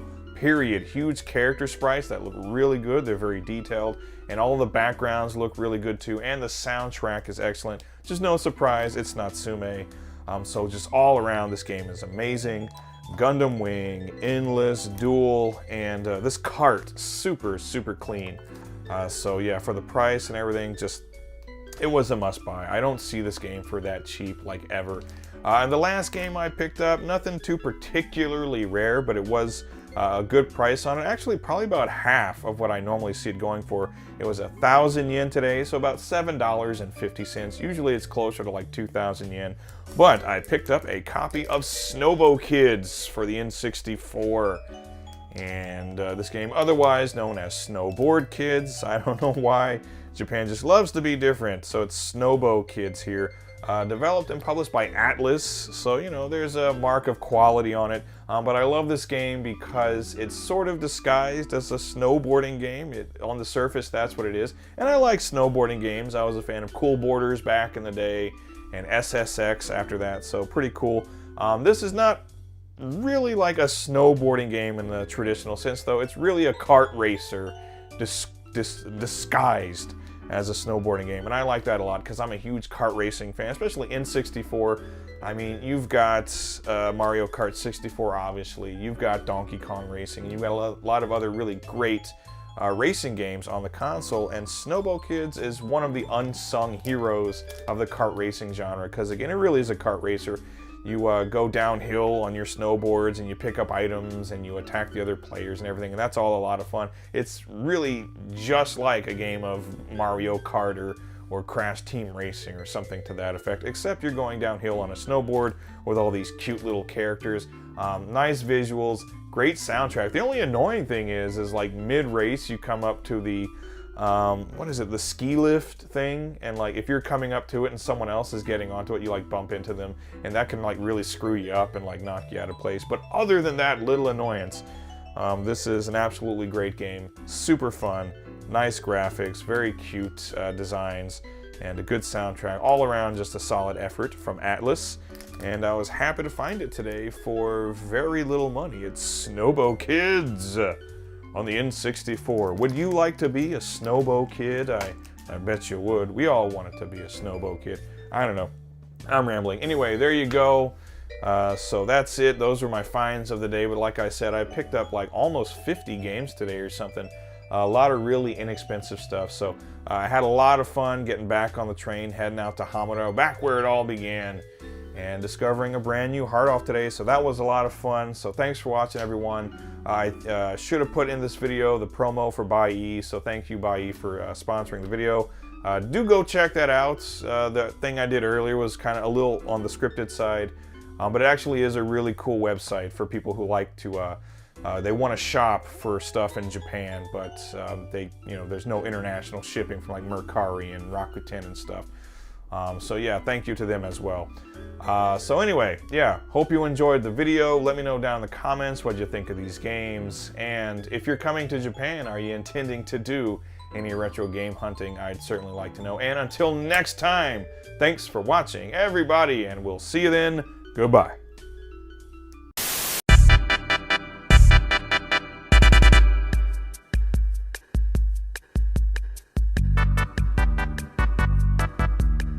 All right. There's the sign. It's the mark of quality. Quality transistor radios ripe for the taking. Let's get the beers ready for this one, everybody. That's right. Let's drink and commentate. What are we looking at here? We're in the junk section. We're looking at some funky little handhelds. That's pretty cool. And a junky old PC engine with a CD attachment. And some other various things in here, like a Tiger Electronics looking thing, and a what is that, like a CF2000, some kind of like old gaming PC thing, similar to like an MSX. I really have no idea. I'm totally out of the loop when it comes to old PCs and stuff. In the loop on beer, though. You can believe that. Alright, we haven't done one of these in a while. Junk section. Millennium on DVD. And Bones. The only bones I cares about are Bone Thugs. And maybe Jack Skellington. And we have this. Is that junk? I don't know. It looks like you could bludgeon someone with that. It's like a nightstick simulator. I have no idea what the hell that was. Here, this is pretty cool. We got my older brother's headphones from like 1986. That's pretty sweet. And a big old case full of old controllers. We got some Wiimotes, some Super Famicoms. This guy got a nice little tan on him. We got some pink and blue and all kinds of stuff. We have gendered Wiimotes here in Japan. A lot of you don't know that. Japan is super gendered. We gender our Wiimotes and our controllers and things. That's the way we likes it. We got some other various stuff. Some N64, some Switch controllers. That's pretty cool. We have the piece of crap controller you give to the friends when they come over to play games. Like a Mad Catz or something. Because, come on. They're cheaper, you know, and when you're growing up without much money, you're like, Mom, I need another controller. The friends are coming over. She's like, all right, I got you this one. It was like $5. And it's, okay. We got a nice big bucket of Super Famicoms and some Famicoms and a crappy clone console. All right. Because who couldn't use more of those? Drink and commentate. An old-ass laptop, 11,000 yen. Finally, that's gonna be my new work laptop. And some busted-up speakers. And this thing here. Finally, yeah, nice case for my my little iPod thing there. That's gonna be great when I gotta go to the gym. And here, a nearly mint, whatever it is, DS. Those things are quite chunky. What the hell? How did this get here? A GameStop branded GameCube controller made it all the way to this this junk section way out here, and I guess a scanner for a cash register is just thrown in with a bunch of controllers. I don't know what the hell that's all about. What's going on here? This is a weird junk section, I gotta say. Lots of busted old PS1 decks. You can't go wrong with that. You can buy like 10 of those and assemble a somewhat working PS1 maybe. Big bunch in 64 games. Let me guess, there's going to be lots of Pokemon Stadium games and some baseball games. Some Pokemon Snap. Fun fact about me, Pokemon Snap is actually the only Pokemon game I've ever played in my life. Not a Pokemon guy. When Pokemon was getting big when I was a kid, me and my friends, we were already into like Dragon Ball Z and stuff. We thought Pokemon was lame. We wanted DBZ cards. We got all kinds of good stuff on the DS. I have no idea what the hell. Perfect Clear, something or other. Perfect Clear, okay. And Nintendogs. Nice. I love dogs. I'm a dog lover. I'm an animal lover generally. And Target 1800 DS. I guess that's like some kind of study aid, and that as well, to study like kanji and stuff. I know that, I teach kids, students of all ages, and that's one thing is a lot of them rack their brains. Even though I'm teaching them English as a second language, they actually hate studying Japanese even more. Rage Racer, nice. The PlayStation buckets are always like way cooler because PlayStation had like lots of like super common RPGs and stuff like that. So here you can see we got copies of like Final Fantasy VIII, Final Fantasy VII in there. And these are all like 100 yen. They're like 75 cents. Which is like, nuts. Naruto! That's another one I never got in. By the time that stuff was getting popular, I was kind of like more into my adult anime phase. I wanted to watch sci-fi horror stuff.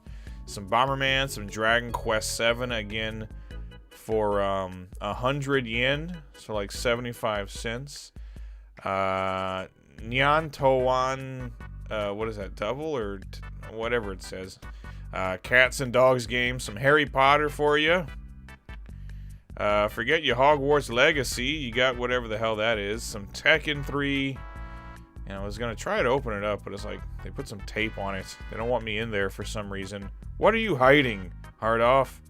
Huh? What are you hiding in your junk section? Let me look at your Tekken 3 copy. See there's a Tekken 3 with nothing to hide. That's what we like to see. We want to see the inside of that Tekken 3. And some Mina no Golf 2. That's another one you'll commonly find in junk sections. Is Mina no Golf 2. Great game, by the way. Battle Arena Toshinden. And Puyo Puyo Sun. That's awesome. So 2 pretty cool games for 100 yen each. And Jumping Flash, even though it looks a little ratty. Actually some pretty cool games in there, considering they're 100 yen. And some Super Famicom, which probably, if I recall correctly, football. I like that. Forget your Madden and all that junk. I just want straight up good old-fashioned football. And yeah, I should be not talking. I should be less talky, more drinky. There we go. That's what makes it easier to get through these games. Street Games 97 Extreme. Actually, wasn't that called like 2 Extreme or something? Which 2 Extreme sounds like more like that would have been like a little hip hop group in the early 90s with little kids. Like, you would have had, like, Crisscross, and then 2 Extreme would have been, like, you know, the other, like, the competing little kid group. Sticks on vinyl. Mr. Roboto, how fitting. You know, Sticks. I'm not the biggest Sticks fan. I'm more into, like, ELO and, you know, stuff like that. BOC. Ooh, I used to call it some Bon Jovis, though. I'm also not the biggest Bon Jovi fan, but, you know, my cousins were. My cousins, they were the types, mullets, pickup trucks, all that. They liked them some Bon Jovis. But we got Back to the Future 3. We've got some GoldenEye as well. This is cool. We get to the Laserdisc section. This is always fun. So we got us some GoldenEye. Pierce Brosnan's first crack at playing 007. I'm actually not a huge 007 fan, though. I've only seen like 1 or 2. But we got some Alien 3. I'm actually quite the fan of Alien 3. I know it's not everybody's favorite. I like Alien 3. I like pretty much every Alien movie to some degree. Cyber Formula Saga. Okay, that's cool. Quite possibly, I'm trying not to belch into the microphone. Quite possibly my favorite movie ever, Blade Runner, on Laserdisc. Fun story, an ex-girlfriend of mine, her mom and her uncle were huge Blade Runner fans. We'd have some deep convos on that. But Universal Soldier, some Poltergeist. Great, great movie. And what the hell is that, like a Top Gun or something? Cool stuff. And then, I don't know what that is. Lady with Big Hair. And Mikhail Brown. Who could forget? Classic by Mikhail Brown. We're out of the Laserdisc there. What else we got? Iris something or other. The Natural. Someone Michael Douglas. And Octopussy. What the hell? Oh, what a great title for a movie. Octopussy. You know, when the Octopussy comes out, that's gotta be the end of the video, right? Too much Octopussy. Or not enough Octopussy. I'm gonna keep saying Octopussy until this video is over. Octopussy, Octopussy. And a broken guitar neck. Okay. Now the video can officially end. We got Octopussy and broken guitar neck. That's it. Alright, thanks for watching, everybody. Hope you like looking at my junk. Hello, everybody. Jim here. And I've just returned home from what was, I promise, supposed to be an epic game hunt today. But I guess they can't all shake out exactly the way we want them to. I went to a Hard Off today that I hadn't been to in about 1.5 years, maybe almost 2 years, but the last time I was there, I was full of games. It was a really awesome place, so I went back today hoping to find more of the same. And as for what actually happened, you're just gonna have to go ahead and watch the video to find out, but depending on how I title this and what I use for a thumbnail, you'll probably get the idea already. Just to, you know, kind of indicate how today went. There's not a finds of the day at the end of this video, so don't bother sticking around for that. Actually, I say that, but we did go to the nearby International Foods Market, and I bought some really good pickles. You'd be surprised. It's hard to find like just a good solid dill pickle in Japan. I don't know why. So I picked up some pickles today. They are indeed delicious, so I guess that would be my find of the day. And my friend Sam, my very good friend, came along today just to hang out, have fun, look for some games, and have a few laughs. And it's always a good time when Sam is tagging along with you.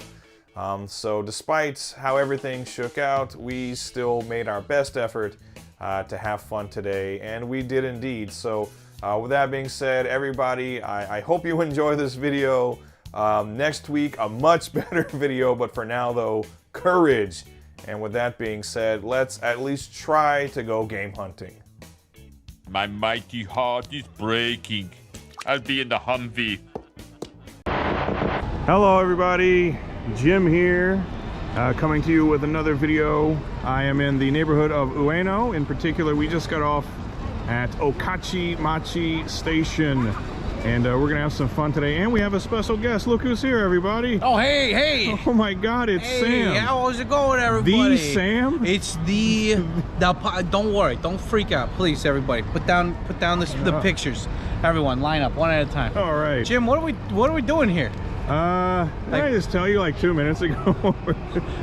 I mean, I remember. I remember, but yeah.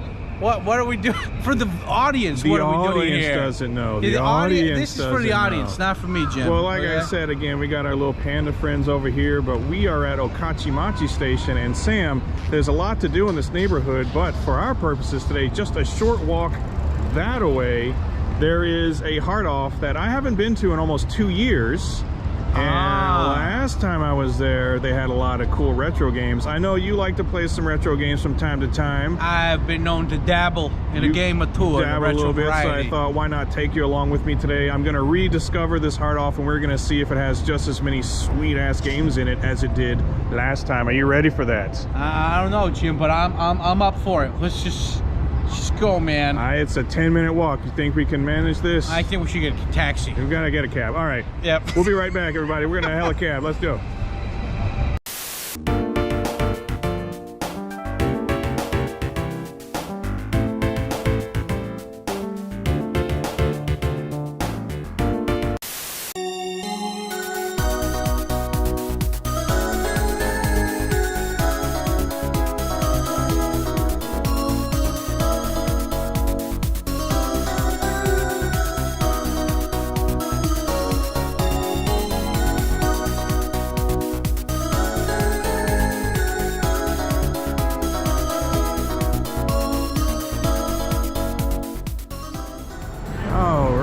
So now, Sam, we are on Nakadori.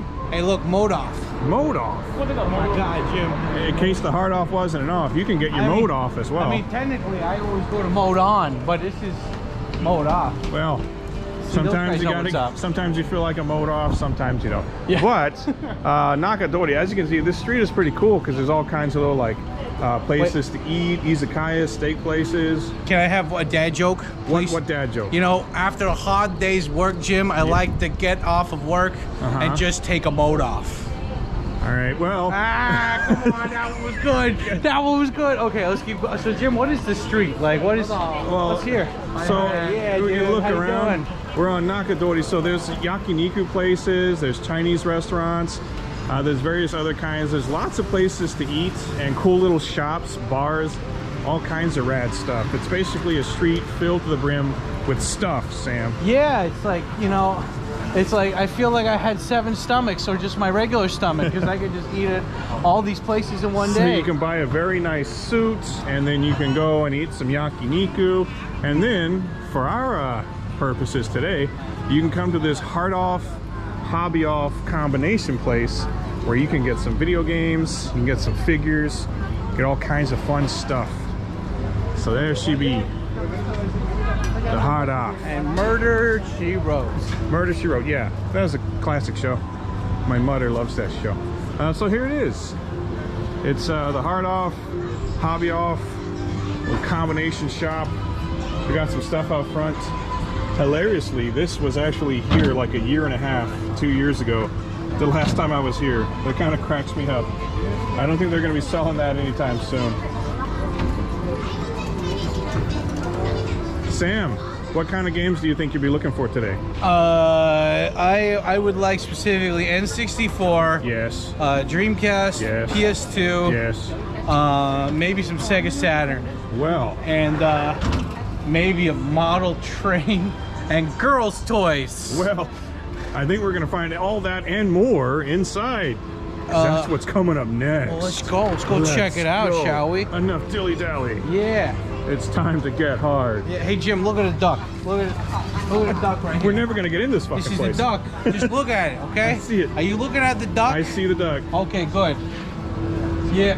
Okay, now let's go into the store. Oh, yeah. Hold on. Wait. Just take a quick picture of me and the duck. Oh, Jesus. Hey.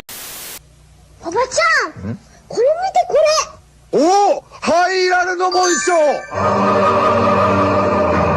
リンクが16歳の時、左手の甲に紋章が現れる。これこそが真の勇者の証。アクションロールプレイングゲームゼルダの伝説パート2リンクの冒険。ここまで来たらやめられない。やればやるほどディスクシステム。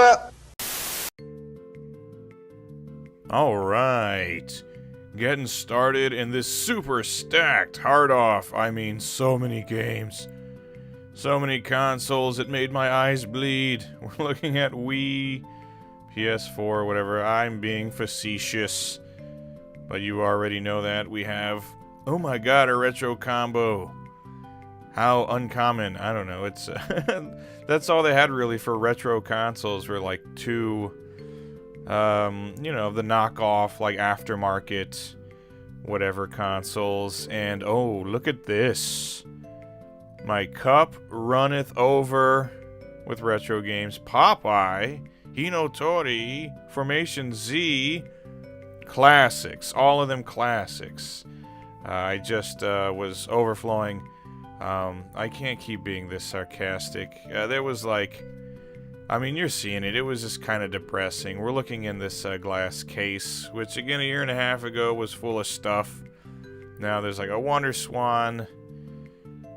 There's the one of the Fatal Fury collections, YY World. You know, it's pretty rough. It's pretty rough. I don't know what the hell happened to this place. I guess like a tornado came through that sucked up all the games. But left behind a copy of R-Type Final and Donald Duck for some reason. A couple of old Mega Drive games. Strikers 1945 1 and 2, so that's kind of cool. And Mark of the Wolves, Rockman, the Power Battle Fighters. So there you go. What a robust case, and handful of Game Boy games. Some of this like Yu-Gi-Oh, probably some Pokemon. A few of these things, and then look at all of the N64 games they got.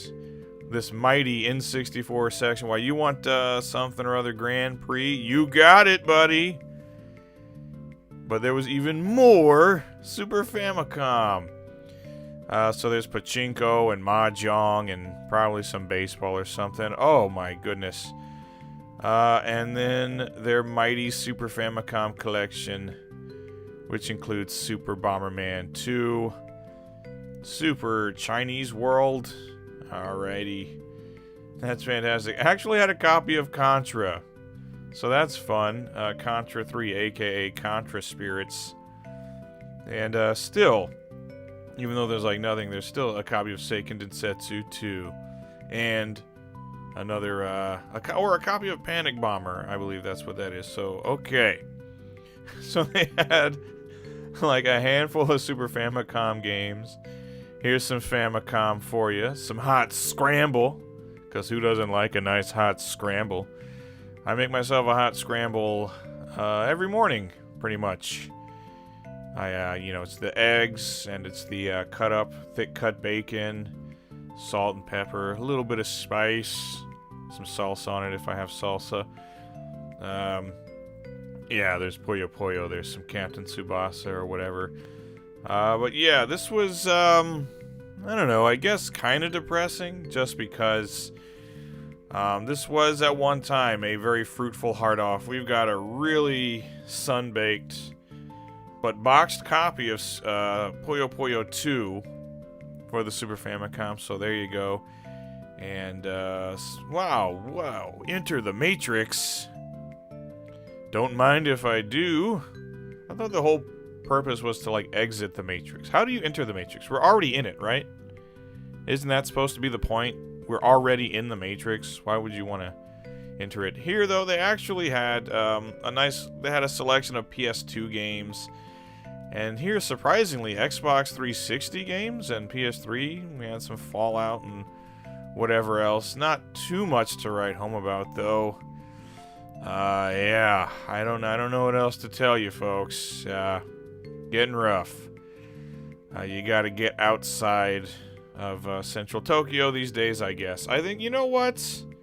I blame myself. Me and this damned YouTube channel of mine. I pointed everyone exactly where to go. Some PS1 games. Ooh. You want a nice flight simulator thing, like with a glider, or maybe a race or something. You know, whatever this is. I mean, again, my cup runneth over. Get some Arc the Lad or some Gallop Racer or Rockman X4 with no manual for 800 yen.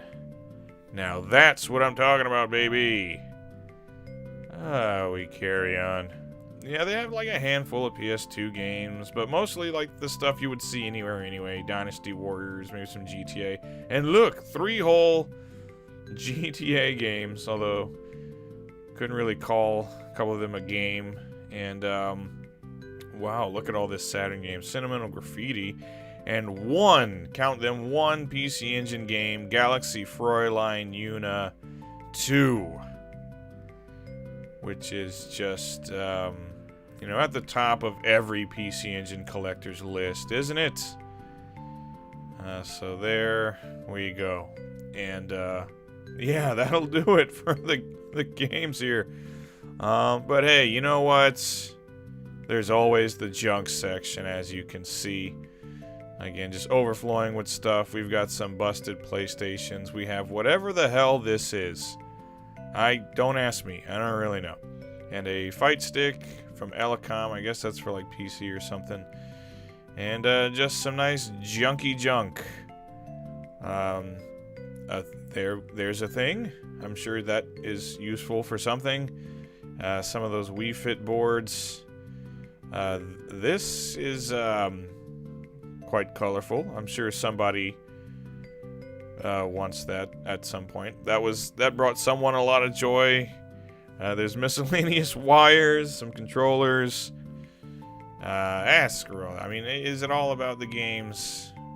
I guess it should be. But what else do they have in here? They've got some old jewelry that is, you know, probably cursed. We got some guitars here with no strings. Huh? Yeah, okay. It's getting better. It's getting better. Getting a little more interesting. They also had some broken telephones. And I'm pretty sure there was a rotary phone, too. So, you know. Pretty good. Not a total waste. Boxer's Road. Yeah, in the junk section, they had some more games to choose from. Pretty much, though, just like kind of busted PS1, PS2, and some PSP. Stuff like that. You know, I don't want to sound too down, though. You know, it's just one of those things. They can't all be winners, can they? This is just like lesson learned. Maybe think ahead before planning a day around a game hunt. That is, eventually there's just going to be nothing there. But, yeah, whatever. Lesson learned. No big deal. And, hey, we got, you know, an appearance by Sam looking cute. Anyway, that'll do it, folks. Let's get the hell out of here.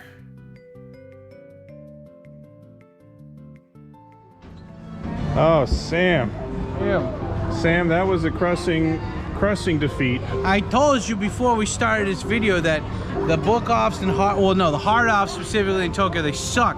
And you're like, nah, man, I bet this one's good. It was all cleaned out. There was no games. The last time I was here, it actually was pretty stuff. Like I said, that was maybe almost 2 years ago. Last time you were here was Corona. There were no tourists buying up all the games to resell them on eBay. The tourists, I forgot about tourists. But, God damn it, locals only, man. Stop riding my wave. Locals only, get out of here. So, honestly, oddly enough, the best part of the day, Sam, was hanging out with you. Aww. Which normally would not be the fair, that would not be that would not be the case. That would not be usually. the peak. It would be a close third, maybe fourth, but you know. I'm not even going to do, usually I like to do finds of the day at the end of these videos, but I will. We didn't even buy anything. No, there was nothing, unfortunately, so there won't be any finds of the day today, but that's okay, Sam, because where there's one defeat, a victory lies ahead. You know, and I learned something today, Jim. What did you learn? I learned that platonic love can exist between two grown men.